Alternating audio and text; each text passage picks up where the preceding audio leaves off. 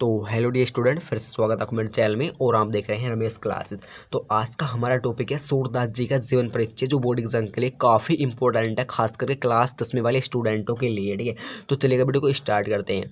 सूरदास का जन्म आगरा से मथुरा जाने वाली सड़क पर, ठीक है, कहाँ पर? सूरदास का जन्म आगरा से मथुरा जाने वाली सड़क पर रोनकता नामक ग्राम में वैशाख सूदी 1478 ईस्वी में हुआ था। कहाँ पर हुआ था? रोनकता नामक गाँव में, यानी ग्राम माने गाँव में, वैशाख सूदी 1478 ईस्वी में हुआ था। ठीक है, इनका जो जन्म है वह निश्चित नहीं है कि कौन से महीने में हुआ था, पर लेकिन सन की पता है कि 1478 ईस्वी में हुआ था। ठीक है, और कुछ लोगों का विचार है कि सूर के काव्य में जैसा सजीव स्वाभाविक चरित्र मिलता है, ठीक है, स्वाभाविक चरित्र मिलता है, सूरदास बचपन से ही जन्मांधमानी होता है अंधे, यानी कि सूरदास जो थे बचपन से ही, ठीक है, क्या थे? अंधे थे। ठीक है, या नहीं यानी कि बचपन से वह अंधे थे या फिर नहीं थे। ठीक है, इसमें विद्वानों में मतभेद है। ठीक है, किसमें? इसमें विद्वानों में मतभेद है। ठीक है, जैसा वर्णन सूरदास जी क्या वैसा वर्णन कोई जन्मांध व्यक्ति नहीं कर सकता। ठीक है, यानी कि जन्मांध यानी अंधा,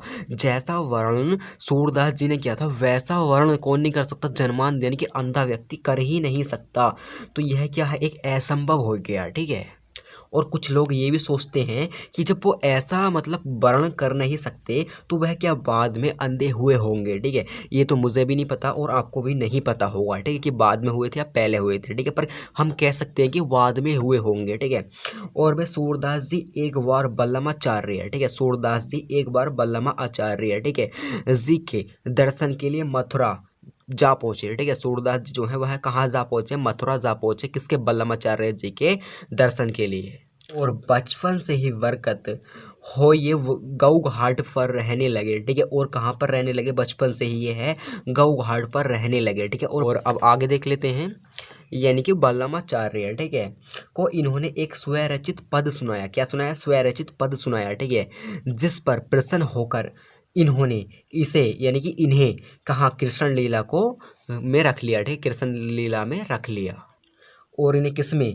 कृष्ण लीला को छंदबद्ध करने का क्या लिया? सुझाव दिया। ठीक है, इन्हें सुझाव दिया। ठीक है, लीला को करने का। ठीक है, और आगे देख लेते हैं, ये बल्लमाचार्य के शिष्य बन गए। और ये किसके? बल्लमाचार्य क्या बन गए? शिष्य बन गए। ठीक है, और वहीं गोवर्धन पर्वत पर, कहाँ पर? वहीं पर गोवर्धन पर्वत पर, ठीक है, बने श्री नाथ जी के मंदिर में कीर्तन करने के लिए रख लिया गए। ठीक है, ये जो वहाँ कहाँ पर रख लिए गए? ये रख लिए गए थे गोवर्धन पर्वत पर। ठीक है, बने क्या? श्रीनाथ जी के मंदिर में यह क्या? कीर्तन करने के लिए रख लिए गए।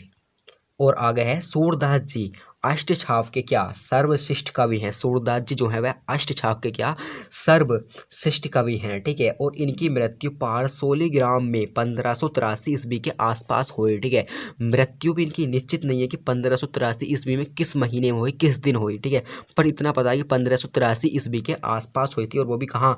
पारसोली नामक ग्राम में हुई थी। ठीक है, कहाँ? 1583 ईस्वी में हुई थी, इतना पता है। ठीक है, अब इनकी रचना देख लेते हैं। कुछ रचना जो काफ़ी इंपॉर्टेंट रचना है वही लिखी है मैंने। ठीक है, पहली क्या है? सूर सागर है। सूर सागर इस प्रकार पूछ लेता है कि काफ़ी बार भी आया भी है। ठीक है, कि सूर सागर किसकी रचना है? किस लेखक की रचना? तो सूरदास की रचना है। ठीक है, और विनय भक्ति किसकी रचना है? ये भी क्या है? सूरदास की रचना है। ठीक है, और आगे देख लेते हैं, और अगली है सूर श्रावली। ठीक है, सूर श्रावली किसकी रचना है? सूरदास की रचना है। ठीक है, और साहित्यिक लहरी, क्या? साहित्यिक लहरी किसकी रचना है? सूरदास की रचना है। ठीक है, तो इस प्रकार जो है यह सूरदास का जीवन परिचय कंप्लीट हो गया है, जो बोर्ड एग्जाम के लिए सबसे ज़्यादा इंपॉर्टेंट है। ठीक है, तो आशा करता हूँ आपको समझ में आ गया होगा, और मैंने अपने शब्दों में लिखा, बिल्कुल छोटा, ताकि आपकी याद भी हो सके। ठीक है, तो यदि अच्छे समझ में आया तो अपने फ्रेंड को शेयर करना, ताकि वह भी इसे याद कर सके, और बोर्ड एग्जाम में 3 नंबर पूरे आएंगे आपके। ठीक है, क्लास 10वीं वाले स्टूडेंटों के। ठीक है, तो यदि चैनल पर नए आए हो तो चैनल को सब्सक्राइब जरूर कर लेना, और बेल आइकन दबा देना, ताकि आने वाले नोटिफिकेशन सबसे पहले आपके पास पहुंच सके।